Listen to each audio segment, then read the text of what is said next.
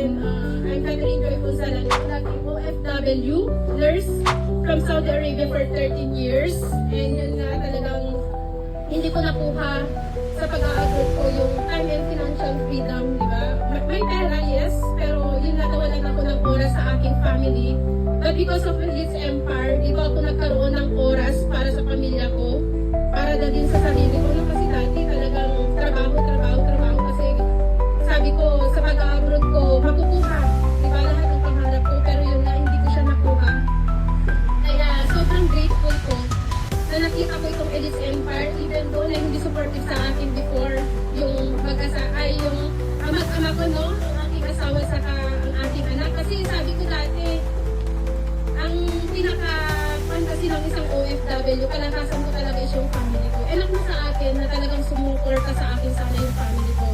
But the moment na shinare ko sa kanila itong opportunity, sabi nila kung ano-ano yung pinapasok mo. Baka may scam ka dyan, di ba? Hindi mo kakilala yung mga napaghawan mo. Kasi ito talaga yung first ever na negosyo namin ng buong family ko. Pero sabi ko nga, buti na lang talaga pinanindigan ko yung decision ko that time. Kasi for 13 years, wala namang nangyari eh. Talagang magkakahiwalay kami. And sabi ko, kung magiging successful ako dito, damay buong family ko, di ba? And yun talaga yung panghanap ng lahat. Yung makasama yung family, yung makuha yung goals na magkakasama. And dito ko nakita sa Elite's Empire. And yun nga, sabi ko, magpaparesulta ako. Kasi naniniwala ako sa mga mentors na nagkagay sa akin. Pinaghawakan ko yung pangarap ko. Naniwala ako sa sistema ng Elite's Empire. Kasi sobrang dami yung nagkaresulta. And in just 10 months, na-hit ko po yung first million ko sa Elite's Empire. Okay, first month, talagang posible pala. In just 20 days, na-experience ko pong kumita ng 100,000 dito sa Elite's Empire. Kaya sabi ko, grabe talaga yung Elite's Empire. Dati nakikita ko lang yung sa mga income poster, sa mga Facebook, di ba? Totoo yan, kumikita sila 100, 200, 300, half million, 1 million sa isang buwan. Samantalang ako, nag-aaral ako ng isang taon. 80,000 sinasahod ko buwan-buwan. 100,000, pero overtime, di ba? Hindi mo hawak yung oras mo. Tapos may amo ka. Isang araw lang yung day off ko sa isang linggo, pero tinatawagan pa ako ng boss ko. Kasi nasabi ko, ayaw ko mag-overtime. Pero palagi sinasabi ng boss, di ba nandito ka para sa pera?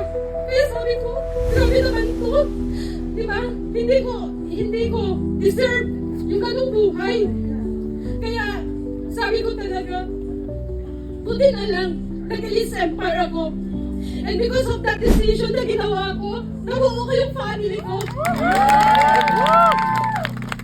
Sa 13 years na yun, sabi ko, isang taon lang na nakasama ko yung anak ko.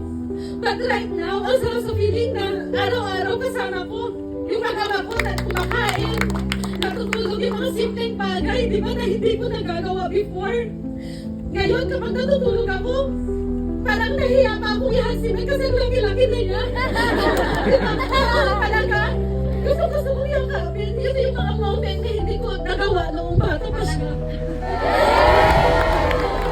Tapos yung hiya ko talaga na, magkakatabi kami sa bed. And ang sarap lang talaga kasi dati, di ba, yung mga, may pera, pero parang di ko may makapag-travel. Iniisip ko ngayon kung gagawin ba natin yan? Worth it ba? Kasi kung gagastusin natin yung pera na yun, paghihirapan mo ulit eh.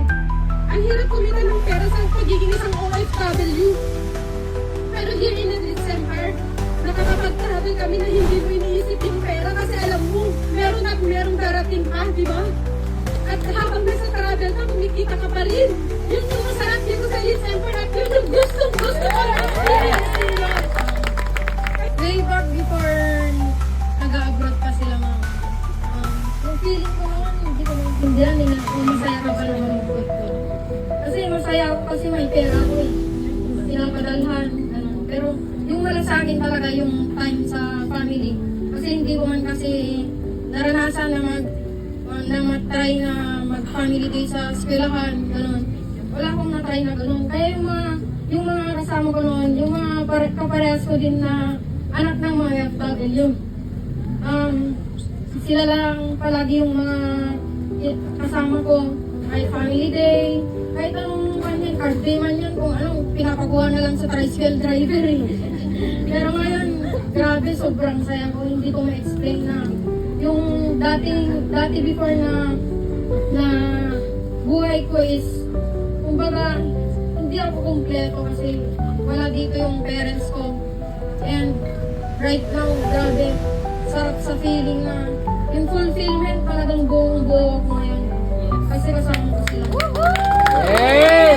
Hindi ito magiging posible kung hindi dahil sa community natin, syempre sa Helix Bar.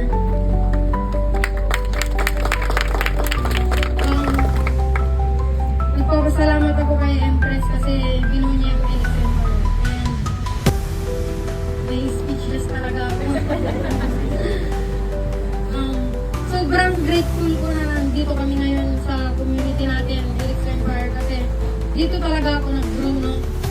Dito ko, kung dati, at early age, at young age, natuto na ako maging independent sa buhay. Ilang years old ka pa lang, natututo ka na magluto, maglaba, kung ano-anong, di mo dapat, kumbaga hindi ayon sa edad mo. Yung tipong na yung mga gumagawa ng mga yun is hinahanap ko talaga is si mama. Pero wala siya dito.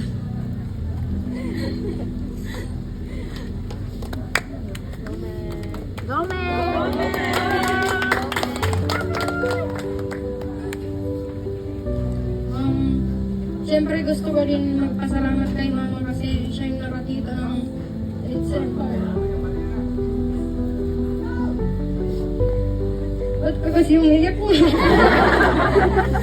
Yun kasi yung witness ko din yung nakikita yung mama ko na umiiyak. Pero yung iyak na to, hindi na dahil sa witness eh. Dahil sa tears of joy na.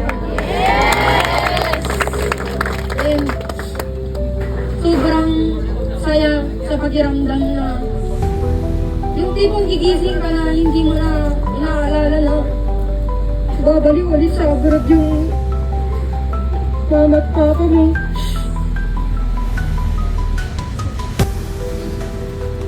So, naiiwanan pala naman nila. Pero dito sa Helix Bar, grabe. Lahat kayo nagiging inspirasyon para sa amin. At itong car na to, hindi siya fruit of hard work. Kasi fruit of consistency siya.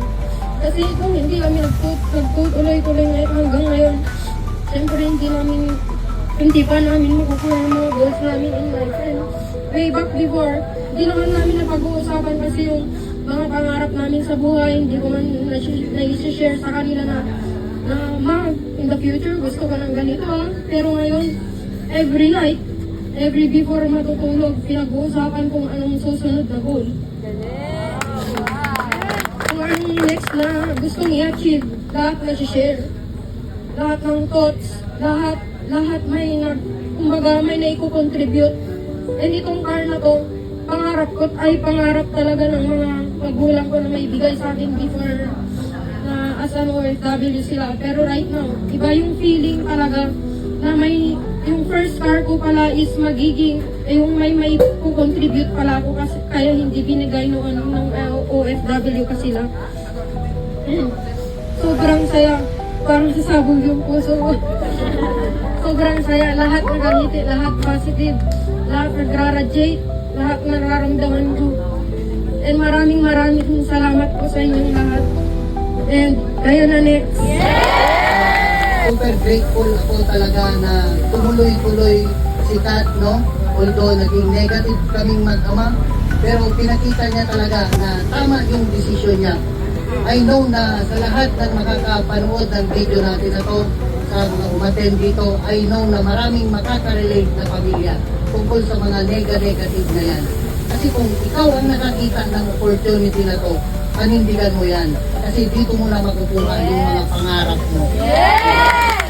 Yung kami nga, nagawa namin. What more sa inyo? Tuloy-tuloy ka lang. Ang sarap dito kay Helix Bar kasi kaya mo talagang kunin yung pangarap mo, di ba? And habang nakakaipon ka, ini-enjoy mo din yung journey mo dito kasi talagang ano ko hindi mo iniisip yung pera nilalabas mo kasi alam mo may papasok at papasok pa rin, di ba? Kaya yun nga, nakaipon si Mex sa kanyang DSTC, nakaka-proud kasi sa totoo lang talaga yung account niya 400k ang laman. Kaya naman nakaka-proud, sabi nga niya ang sarap sa feeling na ano to, may ambag siya. Kasi sabi ko, dati, ano yung gusto mo na first car? Sabi niya, ako na yung bahala para sa first car ko. Kasi kapag binigay na sa akin yun, parang hindi siya fulfilled. Kasi hindi talaga galing sa kanya. Kaya nung nagkaroon siya ng ipon sa kanya, doon siya nangarap na parang na-vision na siguro niya na this is the right time para magkaroon ako ng car. Kaya sobrang nakaka-proud talaga kasi ibang-iba na siya, hindi na siya yung tipong gastos ng gastos. Ay nakaka-proud talaga kasi alam niyo naman no, balik sa Ilocos at saka dito sa Cebu talagang parang ginagawa na lang ng Ilocos to Manila yung Cebu na anytime na gusto niyang magpabook talagang nagpapabook siya. Yun yung maganda dito sa Elite Empire kasi anytime na gusto mong makasama yung family mo sa nagagawa mo. Diba, Anek, before nung nasa abroad kami, kahit anong gusto mo, kahit gustuhin mo man, na umuwi hindi ka makakauwi hanggat hindi mo natatapos yung kontrata mo, diba? And I know maraming nakaka-relate dito ng mga OFWs. Talagang kailangan mong tapusin, diba, yung kontrata mo. And ang sarap talaga sa feeling na right now, no, dati, kapag may sakit si Meg or si Boyet, wala kaming magawa sa isa't isa. Talagang sasabihin mo na lang, magpagaling ka na, magpagaling ka. O yan, di ba? Oo, kasi wala naman ako doon sa tabi nila. Pero right now, grabe talaga. Ang sarap sa feeling na kasama ko yung family ko, na-enjoy namin yung bawat oras na magkakasama kami. Yun lang, kasi baka gabihin tayo dito. Gabi na nga. Kaya excited na kami na yun, ma-reveal na natin ang ating first car.